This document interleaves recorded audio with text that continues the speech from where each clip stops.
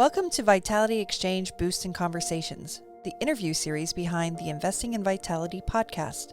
On today's bonus episode, I'm sharing a clip from my conversation with Dr. Jon Repole, a self-actualization health coach, author, and the clinical director at Jacksonville Health and Wellness Center.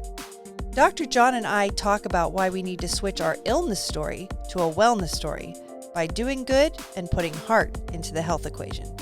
The full conversation with Dr. Jon Repole can be found in the Vitality Exchange group within the WellStylist Lab community platform. I think people don't know what is available to them. Like the power that made the body can heal the body. You know, it's like we need to get out of the way in order for it to heal. All medical offices should be coaching facilities to really start a patient first things first.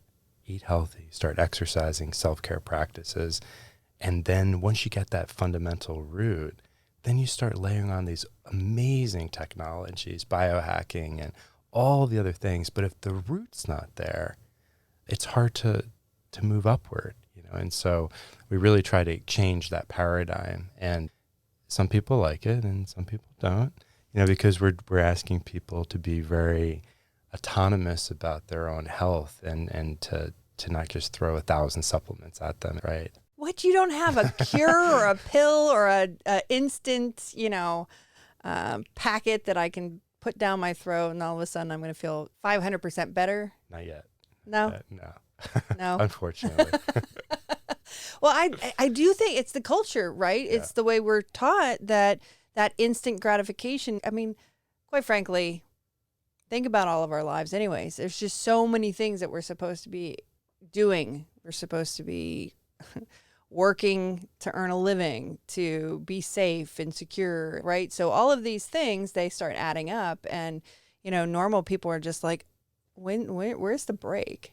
And I feel like we are already automatically put into that mindset, right? So to unlearn that and actually take a more holistic approach, I could see why it feels uncomfortable and there's a lot of pushback. Yeah, everybody has an illness story, and it's this story about, where they're currently at, why they're currently here. And the very first thing that we ask our functional medicine patients to do, our holistic patients, is to sign a contract with themselves. And it's a wellness story. And what is that story that they want to step into, right? And who do they want to become, actualizing that potential. We lose willpower. We really have to have that why power. It's a mind game. It's interesting. We have a patient come in. They may have stage 0 breast cancer as an example. And, they're scared out of their mind because the trajectory there is chemo and radiation and da-da-da-da-da. And it's presented in such a way as that there is no option. There's 0 options available. And it's like, well, yeah, the body can do a lot of amazing things. And so I don't think we're giving our body the credit it deserves. I think we are abusing it in ways that we've never abused it before. And we're our own blocks. We're the issue. If we can get our own ego out of the way, I think it's pretty remarkable what the body might be able, to do. Yeah, I keep seeing all of these amazing healing stories, and it really truly starts with the belief. Yeah. So. And people sometimes poo-poo, that's because like. They poo-poo the woo-woo. They poo-poo the woo-woo, yeah. But, and that's why we always start, like we were talking about with that illness story to wellness story, like, you have to create your new belief system. Just to give an example to people listening, it's like, well, I don't necessarily know if I believe that my beliefs, really shape my health. 2 people waiting for a roller coaster. One person is cool, calm, and collected, and the other person is sweating. The other person's blood pressure up. The other person's pulse is up. And there's no difference other than their thought about what's to happen. So just magnify that with belief systems that are intertwined around their health and their wellness and what they should or what they can't do, and chasing low priority values every day and not going after the valuable. Like, wow, you can change your life dramatically. But your thought, just in that simple example, has an effect. But imagine, some people have stinky thoughts like all day long. They're going to have stinky physiology all day long too. So yeah, it really does affect it. And it's not the whole answer, of course. It's, it's part of this whole plan, of eating healthy, exercising, thinking right, pooping right, all the things that we need to do right. Do you believe that disease starts with the negative thoughts and the chronic stress? Is that one of the ways that disease starts in the body? Yeah, I think one of the tenets that we hold in our office, and that I've written about it's a systems theory. This idea that there is no such thing as cause and effect. Okay, it's causes and effects. And although that's such a simple equation, it tells us causes with the S equal effects. Everything affects everything. So all is fair game: physical, emotional, mental, relational, spiritual, genetic, epigenetic, all of that. Environmental. Yeah, you name it. And so, I think we always try to look for that one pigeonhole thing. But to answer your question, absolutely. Is your diet play a role? Absolutely. Like, it's yes to everything. But health is, I believe it's a science, but I also think it's an art, because then you look at all of the things that are affecting you, and your job is to intuitively, maybe with the help of a practitioner and maybe objective findings, but really subjectively, intuitively. The art part is, what are the low-hanging fruit right now that I need to work on? The 3 or 4 things that will create the domino effect that will get me the trajectory I need. And that's part of the art, is to really figure out what those things are. But yeah, I think everything affects everything. And that's kind of, our approach to health, and why we go in so many different directions with patients. If they let us, we always teach them what they need and give them what they want, Make them one that they need. Yes, exactly.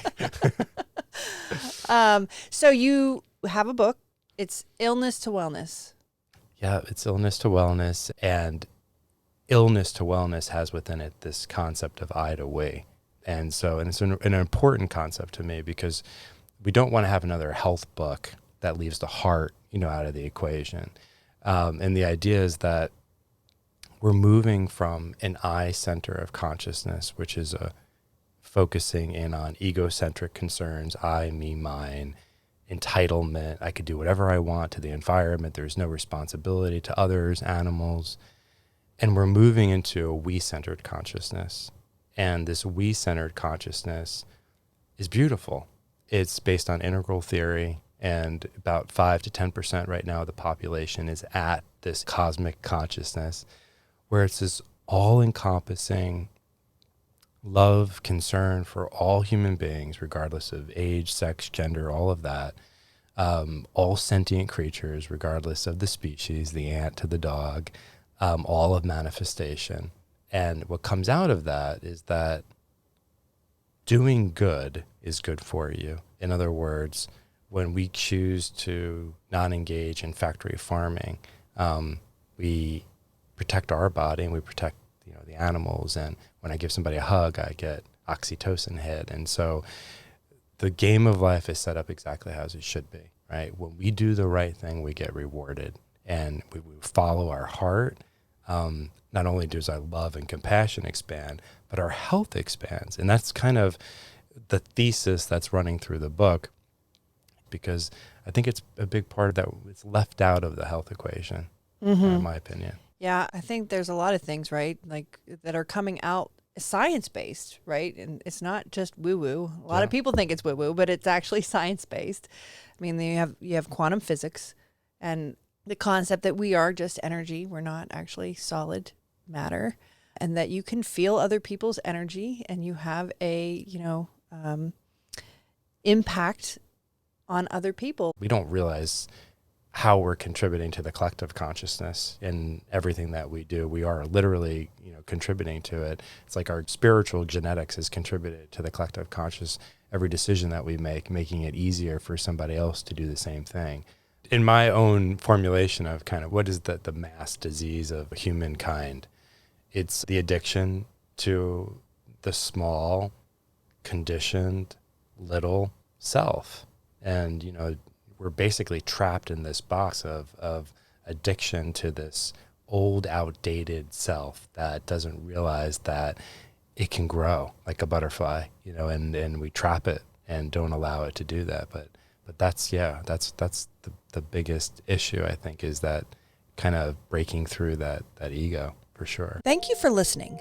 Check out the Vitality Exchange for more resources, interaction, and online masterclasses. Dr. Jon and I talk about everything from patient relations to his new book, Illness to Wellness, and his certificate program, Wellness by Design, a functional and holistic medicine coaching program that will be launching in 2024.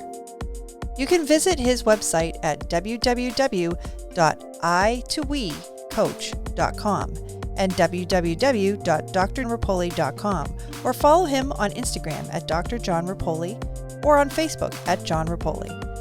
Next week, be on the lookout for Investing in Vitality, Episode 4, Conscious Consumerism.